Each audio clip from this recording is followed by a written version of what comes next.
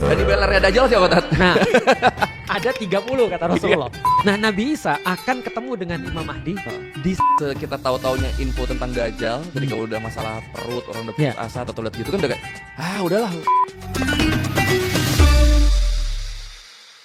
Oke, ketemu lagi di Learning by Fasting.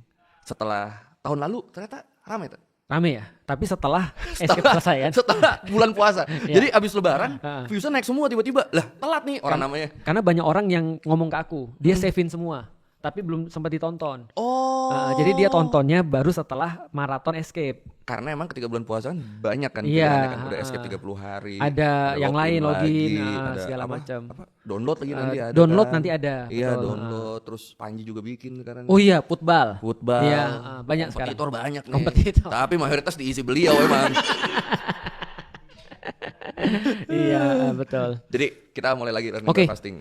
Kemarin ini bahasan kita agak serem ya. Iya, kan kalau tahun lalu kan kita bahasnya kan penerapan Islam di dunia nyata, baik yang sukses maupun yang melencengnya kan. Oke. Tahun lalu tuh sebenarnya temanya ini. Kalau tahun ini tuh lebih kepengen bahas apa berarti namanya? Cenderung mitologinya mungkin. Asketis ya. Iya. Perkara-perkara goib. Perkara-perkara goib, benar. Jadi kalau Anda yang suka perkara-perkara goib, si Feren situ. Feren ya. Nanti ada nggak sama Feren? Nanti ada kita ajak dia, kita ajak. Dia suka deh gini-ginian nih. Jadi buat episode pertama, saya mau bahas yang paling disukai orang-orang nih kayak. Oh, apa tuh? Dajjal dan Yajud Majud. Orang suka Dajjal ya? Orang suka. Sebenarnya kalau kita bahas Dajjal itu ya, Dajjal tuh jadi kayak hinaan gitu ya. Biasanya Dajjal gitu. Dajjal.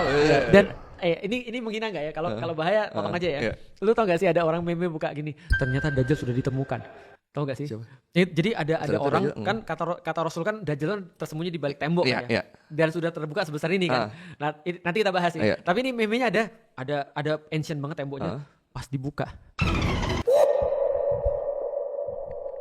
Itu meme loh. Serius aku parah banget. Parah banget orang yang buat. Tapi kalau itu ya potong aja ya, potong aja. Itu Dajjal pas mau keluar. Masih ada dia, ntar aja deh. Masih gitu lagi. Ternyata terbuka di sini tembok Yajuj dan Majuj gitu. Iya. Tapi sebenarnya Dajjal sama Yajud Majud tuh duluan. Yajud Majud dulu kan ya? Duluan Dajjal. Duluan Dajjal ya? Duluan Dajjal. Oh. Mereka collab sih, cuman duluan Dajjal. Oke, jadi duluan Dajjal. Iya, betul. Dajjal muncul. Baru Yajuj dan Majuj. Yajud Majud itu muncul ketika keberadaan Dajjal udah diketahui dunia. Sudah diketahui dunia. Mereka udah sadar, itu ternyata dia Dajjal. Betul. Baru muncul Yajuj dan Majuj. Itu prosesnya gimana tuh? Nah, jadi sebenarnya kita juga akan bahas tentang kiamat ya. Nanti. Next episode. Next ya. Tapi sebenarnya ini satu rangkaian. Iya. Jadi dikatakan bahwasanya kayak kiamat itu sebenarnya ada fase-fasenya. Benar. Ada kayak apa ya? Ada kayak season-seasonnya. Oke. Nah, season pertama kiamat atau misalnya pilotnya lah ya. Pilotnya kiamat tuh dikatakan kiamat-kiamat kecil. Sugro. Ya, kiamat yang sugro, yang kecil. Nah, kiamat kecil tuh ya nanti kita akan juga bahas ya. Ya kayak orang biasa ngomong cewek lebih banyak, itu kiamat kecil. Atau misalnya kayak bermunculan gedung-gedung tinggi, itu kiamat-kiamat kecil. Nah, itu pilotnya, season pilot lah. Oke. Nah, setelah season pilot ini ada tanda-tanda kiamat menengah lah kamu ya kayak. Season 1 nih baru. Season 1 nih. Oke. Menengah nih. Misalnya ya, yang dekat banget di kita nih. Sungai Eufrat mulai munculin emas. Jadi Sungai Eufrat mulai kering dan mulai munculin emas dan orang berebut. Ini adalah poin penting banget, turning point penting. Dan sekarang keringnya udah. Kemarin kan sempat berebut emas walaupun ternyata bukan emas kan, apa namanya? Pirit. Tapi katanya, jadi ada yang bilang pirit itu yang gedenya. Tapi kecil-kecil sudah ada emasnya. Iya kan, emang ada yang bilang cenderung kalau ada pirit biasa di situ nggak jauh dari situ ada emas juga kan. Benar. Jadi tidak udah muncul. Betul. Iya. Itu agak deg-degan sih aku ngelihatnya. Iya sih. Aku agak gimana sih? Soalnya kan gini ya, semakin kita kesini semakin kita melihat tanda-tanda itu kan benar-benar kita bisa ngerti ya. Oh, pertama aku harus disclaimer dulu dan nanti kita akan ngulangi disclaimer ini ketika kita bahas tentang kiamat. Disclaimernya adalah karena kita bahas tentang perkara goib yang belum terjadi. Jadi bayangin gini deh. Lu adalah orang yang tinggal di 2026. Tiba-tiba lu harus balik lagi ke 1826 200 tahun yang lalu. Dan lu harus jelasin internet pada mereka. Gimana cara lu jelasin? Wah, bingung kan? Nah, kebayang gak lu cara ketika Nabi Muhammad itu jelasin kepada orang-orang pada zaman itu, ketika tahun 600-an, kalau 200 tahun aja lu udah susah jelasin. 200 tahunnya udah susah. Apalagi dari tahun 600 ke tahun 2000. 1400 tahun guys. Gimana cara Nabi jelasin pada orang-orang di tahun 600 tentang kejadian 2020 misalnya? Gila. Itu kan agak sulit kan? Pasti ada metafor. Iya. Pasti ada perumpamaan. Benar. Pasti ada segala macam lah, perwakilan segala macam. Nah, jadi kita nggak bisa memastikan satupun. Dan orang-orang bilang itu semua baru akan terlihat jelas kalau udah kejadian. Bener, orang baru nggak ya, oh itu yang dibilang Rasulullah tuh ini. Betul. Nah, artinya dengan cara itu kita bisa membahas juga timeline kiamat dan season-seasonnya, termasuk setelah season menengah ini ada season besar nih. Apa tuh? Ada season utama. Nah, season utama adalah munculnya Dajjal. Doi itu. Munculnya Dajjal. Dan sebelum ada munculnya Dajjal, ada namanya Imam Mahdi. Nah, benar. Jadi ceritanya persis yang disampaikan oleh Rasulullah, Islam akan kembali dalam keadaan terasing. Iya. Dan kerasa nggak banget sih sekarang. Kerasa banget gak sih sekarang? Kita lihat Islam kembali dalam keadaan terasing. Lu bayangin, ketika aku sekarang ya ngajarin orang tentang Islam, aku tuh terkaget-kaget. Banyak banget yang orang tuh gak tahu tentang Islam gitu maksudnya. Tapi iya sih sejujurnya. Makanya. Apalagi setelah escape kemarin ya. Betul. Ketika banyak orang-orang Islam yang ternyata merasa terwakilkan sama Feren. Nah, kan kayak, kok bisa? Kok bisa? Sedangkan Feren itu di kalangan orang-orang Kristen aja sudah termasuk yang spesial. Iya. Iya benar. Paham gak sih maksudnya? Iya butuh special treatment dia. Butuh special treatment untuk jelasin parent. Iya. Ternyata banyak relate. Nah iya pas dari situ, oh ternyata emang dulu tuh saya tuh ini apa namanya? Kalau misalnya nih kayak escape, misalnya lagi ngomong, gue jelasin tentang kayak misalnya Isra Mi'raj ya, tapi kan nggak usah dijelasin, orang juga pada ngerti gitu. Benar. Ternyata banyak yang nggak tahu. Ternyata orang masih perlu untuk diartikan lagi. Artinya kan benar-benar jauh banget ya. Aku lihat beberapa survei di Turki. Nanti kalau lu misalnya bisa nambahin, lu tambahin aja. Orang-orang ditanya, orang Turki tentang satu hari sholat berapa kali. Banyak yang nggak tahu. Itu banyak yang nggak tahu. Ada yang bilang 3 kan? Bener kan 3 kan? Enggak ya? 6 ya? 6 ya? Gila. Mereka bahkan nggak tahu sehari sholat berapa kali. Apalagi rokaat-rokaatnya. Itu Utsmani zaman dulu loh. Itu Utsmani loh. Itu Utsmani zaman dulu. Apalagi Indonesia. Iya. Ada lagi orang Indonesia pernah ditanya, siapa nabi sebelum Nabi Muhammad? Banyak nggak tahu. Maksudnya sampai segitunya mereka nggak tahu nabi sebelum Nabi Muhammad itu siapa gitu maksudnya. Itu aja nggak tahu, apalagi nyebutin nabi-nabi sebelumnya. Iya. Pertanyaan sederhana, tapi banyak yang nggak tahu gitu maksudnya. Iya. Emang siapa ya? Siapa? Daud. Ibrahim. Jauh lagi tuh. Bahkan yang kayak gitu aja mereka nggak bisa pinpoint siapa orang sebenarnya gitu maksudnya. Nah, artinya ketika aku ceritain banyak hal pada orang muslim banyak yang awam ya, nggak ngerti. Nah, itu berarti kan kita juga jadi ngerti bahwasanya Islam akan kembali lagi terasing. Yeah. Nah, dalam keterasingan Islam itu tidak hanya Islam terasing, tapi Islam benar-benar hancur.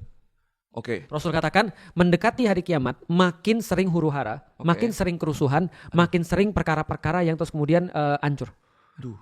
Dan lu lihat ya, kata Rasul tidak akan datang Dajjal sebelum ada 30 band pembuka Dajjal. Wah ada opener itu, ada opener itu. Iya, bukan cuma Panji. Dan di bannernya Dajjal siapa Tat? Nah, ada 30 kata Rasulullah. 30. 8-nya sudah keluar di zaman Abu Bakar. Oh bener-bener dicicil, jadi nggak semuanya bareng ya? Enggak, 8 dikeluar di zaman Abu Bakar, tinggal 22 nih berarti kan ya. Nah, aku nggak tahu nih, kalau yang kita lihat di Indonesia, coba bayangin kata Rasulullah, tugas Dajjal opener ini adalah sama kayak Dajjal yang asli, tapi lebih mild, lebih apa ya, lebih generik. Gimana caranya? Dia nipu orang, dia bohongin orang. Kata Rasulullah, omongannya itu seolah-olah benar tapi dia salah. Lu kebayang siapa? Banyak kan di Indonesia kan? Banyak tapi ada satu sih. Kita ngebayangin orang yang sama ya. Dan kata Rasul, banyak pengikutnya. Nah, kan Doi baru-baru ini menemukan makamnya Nyi Roro Kidul. Iya. Dan aku lihat, aku lihat dianya sih aku nggak apa-apa sih. Aktivitas ya? Dianya kan hiburan bagi kita ya. Tapi orang-orang belakangnya ya? Masya Allah, Masya Allah langsung dapat, Masya Allah. Jadi maksudnya kayak benar-benar kayak ditemukan apa gitu maksudnya. Nah ini kan dia punya banyak pengikut, dia dijadiin seolah-olah benar. Jadi kata Rasul benernya dia adalah tipuan sebenarnya. Dan di saat itu banyak orang-orang benar yang dibilang nipu. Jadi banyak orang-orang benar dibilang nipu, yang nipu dipercaya. Ini adalah Dajjal opener ini. Gila. Nah ujungnya ketika fitnah semakin banyak ini kaum muslimin terpecah belah. Lu bisa bayangin. Bayangin ya. Zaman sekarang aja ketika ada banyak Dajjal opener. Walaupun aku gak yakin Doi termasuk Dajjal opener ya. Iya karena lingkupnya terlalu kecil. Dan selain terlalu kecil sebenarnya apa ya, masih terlalu gampang lah walaupun banyak pengikutnya. Dajjal lokal lah kan. Kalau ada komika lokal kan kita kan. Komika komunitas jadi Dajjal lokal lah. Dajjal komunitas. Lu bayangin kalau Dajjal opener sebenarnya datang, itu berapa banyak kaum muslimin yang terpecah. Mereka semua merasa dirinya paling hebat, nyakitin orang lain dan bisa mengatasnamakan agama untuk bisa melakukan suatu tindakan yang buruk. Aku sederhananya dipersekusi. Yang persekusi aku pakai dalil Islam. Orang-orang yang misalnya menyakiti orang lain pakai atas dasar agama. Korupsi pakai dasar agama. Ya kan? Ini udah terjadi kan. Lu bisa bayangin kalau Dajjal open ini keluar, kacau balau gak sih dunia ini? Nah ketika dunia ini kacau, gampangnya Imam Mahdi ini yang nanti akan nyelesain kekacauan itu. Berarti timelinenya justru Imam Mahdi itu menyelesaikan kekacauan Dajjal opener. Betul. Jadi dia ketika Dajjal opener ini muncul, Imam Mahdi menyelesaikan itu semua. Dan di masa Imam Mahdi inilah dia bisa memberikan ilmu dan bisa memberikan semacam kayak informasi yang benar-benar bisa masuk ke semua orang, sehingga katanya Rasulullah yang terjadi adalah persatuan antara orang-orang muslim. Akhirnya setelah Islam tadi drop terasing, berkat Imam Mahdi kita bersatu lagi. Betul. Dan tempatnya sudah di-spill di Syam. Oh iya ya, pernah dengar itu. Pernah dengar ya? Kata Rasulullah, kalian akan berkumpul di situ. Maka di situ adalah ada orang-orang terpilih, karena tempat itu adalah tempat yang terpilih oleh Allah. Maka nanti di situ akan datang orang-orang yang berbendera hitam, yang tidak akan pernah kalah, dan ditanya di mana tempatnya, Baitul Maqdis atau dekat Baitul Maqdis atau Syam.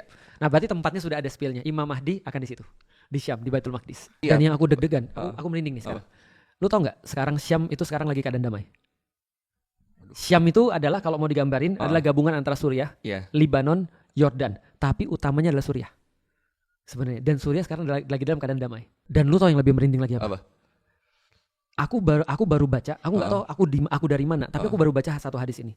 Dan hadis ini statusnya sahih menurut beberapa ulama, tapi menurut beberapa yang lain hasan. Menurut beberapa ulama lagi doif atau lemah. Tapi ini hadisnya ada. Ini coba ya. Dari Ali bin Abu Thalib, bahwasanya Rasul pernah berkata pada Ali, nanti akan muncul kekacauan dan bencana besar di Syam. Sehingga orang-orang diuji benar-benar seperti emas diuji. Emas itu diuji dibakar. Dan terjadi segala macam keburukan di situ. Dan kita tahu di zaman siapa itu terjadi. Di zamannya Bashar Assad misalnya, orang-orang di penjara Setna. Oh iya. Itu udah ngeri banget tuh. Iya benar. Orang-orang kalau seandainya melawan dia, ditangkap bukan hanya dianya, tapi keluarganya. Terus perlakuan segala macam lah. Dan kita tahu seperti apa penyiksaan di situ. Dan alat-alatnya kita udah bisa bayangin lah. Itu yang kelihatan, belum lagi nggak kelihatan. Ya kan udah diterobos tuh kemarin kan. Kita lihat dalamnya aja kan ngeri banget. Betul. Dan ada satu jalan isinya mayit semua. Iya. Dan yang membuat aku membayangkan tuh sudah juga muak itu adalah ketika ada orang Suriah sendiri yang dia adalah pengungsi Palestina. Jadi orang pengungsi Palestina dari Zionis mengungsi ke Suriah. Ketika Suriah terjadi problem konflik, ketika 2011 dia terus kemudian keluar ke Turki dan ketemu sama aku. Dia bilang apa tau nggak? Dia bilang, wallah kami berpuluh-puluh tahun menghadapi Zionis nggak ada bandingannya dengan 3 tahun menghadapi Bashar Assad. Dia bilang itu jauh lebih parah. Dia bilang itu orang Palestina yang ngomong. Nah artinya di Syam itu kata Rasulullah akan terjadi bencana besar. Lalu Allah bilang setelah itu Allah akan kirimkan muncul seorang pemuda kata dia dari keturunan Rasul yang bawa pasukan kalau dikit sekitar 12.000, kalau banyak sekitar 15.000. Detail banget. Dan dalam hadis yang lain dia berbendera putih dan itu matching dengan pemimpin Suriah sekarang. Walau lebih sop ya. Karena gue masih ngebayang Bashar al-Assad tuh jadi gamer kan? Iya kan? Kan jadi gamer kan? Di Rusia. Di Rusia. Jadi gamer dia. Betul. Karena mungkin doi nggak punya kerjaan lagi. Tapi yang dimaksud yang sekarang Ahmad Asyara ini ternyata menurut beberapa referensi dia termasuk keturunan Nabi. Dan pasukannya berapa ketika dia ditanya ketika membebaskan Damaskus? 12.000, 15.000. 13-14.000. Wah, Berarti masuk antara range 12 sampai 15 ya. Sekali lagi balik lagi ya, kita nggak mengglorifikasi orang. Tapi maksudku aku kaget sih ketika dapat itu. Dan ternyata kok tepat. Dan dikatakan bahwasanya pemimpin ini akan membawa kebaikan sampai digantikan lagi oleh pemimpin yang lain yang keturunan Nabi yang lain dari klan Bani Hashim. Apa itu Bani Hashim? Nah, Bani Hashim itu keturunan khusus daripada Quraisy. Rasulullah kan Bani Hashim nih. Jadi yang sekarang ini digantiin lagi dan yang diganti ini membawa kedamaian sampai keluar Dajjal, itu hadisnya. Berarti kalau kita matchingin ya, semua huru hara di dunia ini, khususnya di dunia Islam, Syam duluan akan tenang. Setelah Syam akan tenang, maka kita alihkan pandangan ke daerah Hijaz, Mekah dan Madinah. Kata Rasulullah akan terjadi problem di situ tuh. Ketika pergantian kekuasaan ada problem di situ, maka akan diselesaikan oleh Mahdi. Dan Mahdi ini akan terus kemudian memimpin di antara Hijaz dan Syam dengan damai. Yang kita nggak tahu apakah keturunan Bani Hashim yang nanti memimpin Syam sama Imam Mahdi ini adalah orang yang sama, kita nggak tahu. Tapi yang jelas muncul kan ya, kedamaian di situ tuh. Daerah Hijaz, Mekah dan Madinah dan Baitul Maqdis. Dipimpin oleh satu orang yang menurut satu hadis adalah Imam Mahdi, menurut satu hadis yang lain adalah Bani Hashim, keturunan Bani Hashim. Yang kita nggak tahu siapa tuh. Tapi yang jelas setelah itu baru muncul Dajjal. Bayanginnya takut ya. Dan Dajjal ini muncul biasanya aku ketika ngeliat Dajjal, aku terus terang ya. Pertama kali aku baca tentang Dajjal, menurutku overrated banget sih. Ini kayak Rasul nyeritain dia kok overrated banget. Karena nggak punya power yang dia kan cuma bisa power bohong. Dia misinformasi. Hoax. Kan cuma bisa bohong. Iya. Tapi begitu aku ngerti konteksnya, aku jadi ngeri sih. Jadi coba bayangin ya. Satu keahlian bohong itu ketika dikombinasikan sama konteks yang pas, itu benar-benar bisa berbahaya banget. Coba lihat ya. Israel itu bisanya apa? Bohong. Benar. Amerika bisanya apa? Bohong. And if you look, Kan, bilang, gila ya orang sekarang ya. Pede banget mereka bohong. Ya itu yang saya bilang ke Om Ded, yang bikin putus asa tuh kita tahu ini orang bohong, Iya. kita tahu ini orang bacot tapi kita nggak bisa ngapa-ngapain. Betul. Karena konteksnya adalah mereka negara paling kuat. Iya, benar. Kita nggak bisa ngapain. Coba lu bayangin kata Rasulullah SAW mengisyaratkan bahwasanya sebelum Dajjal itu turun maka akan terjadi paceklik di atas muka bumi. Sampai seolah-olah satu karung gandum itu lebih berharga daripada ribuan dinar. Jadi lu bayangin ya, ratusan juta dengan satu karung gandum lebih berharga satu karung gandum. Saking pacekliknya. Saking pacekliknya. Dan dunia bukan paceklik 1-2 tahun, mungkin sampai 3 tahun. Wah. Tanaman nggak tumbuh, air nggak turun, hujan nggak turun, orang-orang stres. Iya. Makanya kan dalam hadis yang lain dikatakan kalau mulai muncul api di daerah timur, di daerah Khurasan katanya, atau daerah timur yang lain, maka siap-siap untuk nyetok makanan. Karena mulai terjadi problematika pangan. Iya. Nggak usah bicara Islam. Lu pernah bahas nggak sih tentang problematika pangan di dunia? Pernah. Ahli-ahli yang terus